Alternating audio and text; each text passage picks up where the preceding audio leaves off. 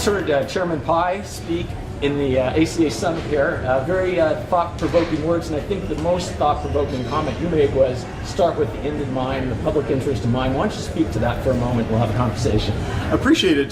To me, at least, the end goal is digital opportunity. We want to make sure, for instance, that every American who wants internet access is able to get it.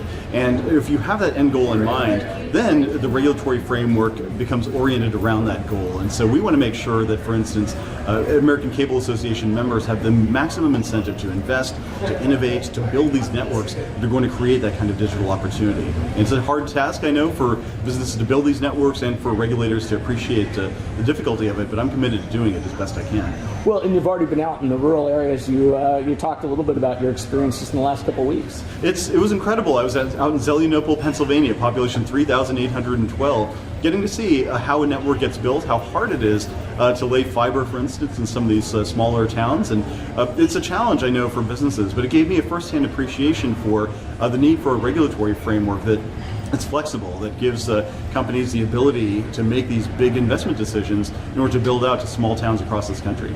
And I've been fortunate to be able to see a lot of those, and it always, one common element seems to be a local ownership or local participation.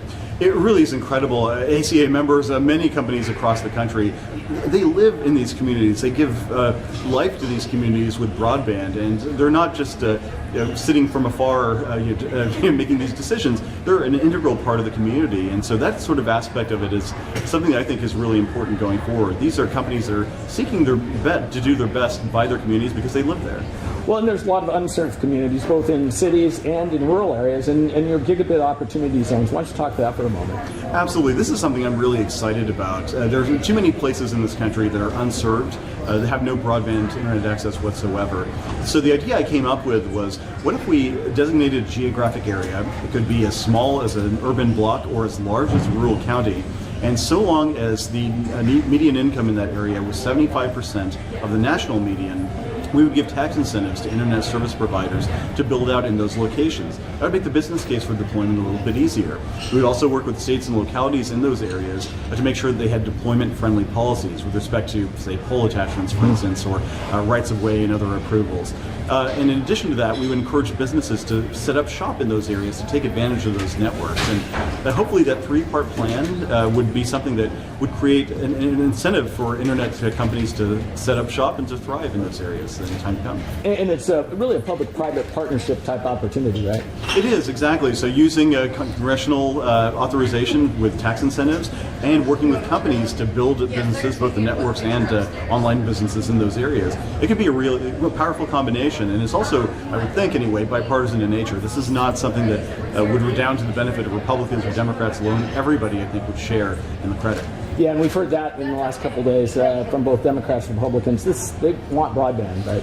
Absolutely right, and that's why I said on stage this morning, look, broadband is not a Republican issue, it's not a Democratic issue, it's an American issue. And so if you want your kids to have better educational opportunity, if you want to have better health care, if you want to have a better job, increasingly broadband is essential to doing that. And Americans don't really care who gets the political credit for it, they just want internet access, and I'm committed to helping deliver it. Well, that's excellent. There's one more aspect of this that you talked about, and it's not just the financial investment, but the regulatory investment, the fact that people spend quite a bit of time sometimes on fulfilling regulatory demands.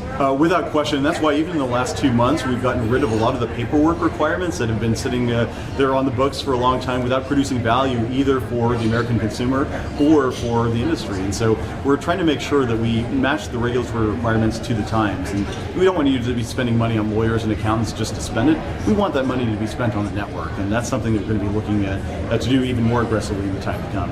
And it sounds like you're just asking some fundamental questions of what is this data used for, right?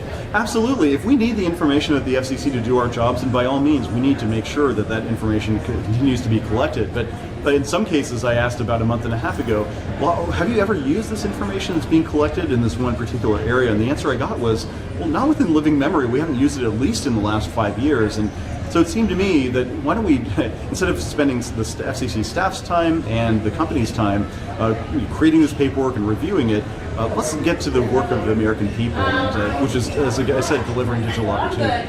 Well, I really appreciate your time here. I appreciate following you on Twitter as well, because you managed to not only understand all these arcane issues of regulations, you also understand a lot about life. I enjoy your tweets. Oh, thanks very much. Thank you very much, and I enjoy your stories of fatherhood. Thanks. No, my 3-year-old, my 5-year-old are a never-ending source of entertainment for me, and I just can't help but share it with the world every now and then. 140 characters. Us too, yeah. Thank you. Thank you very much.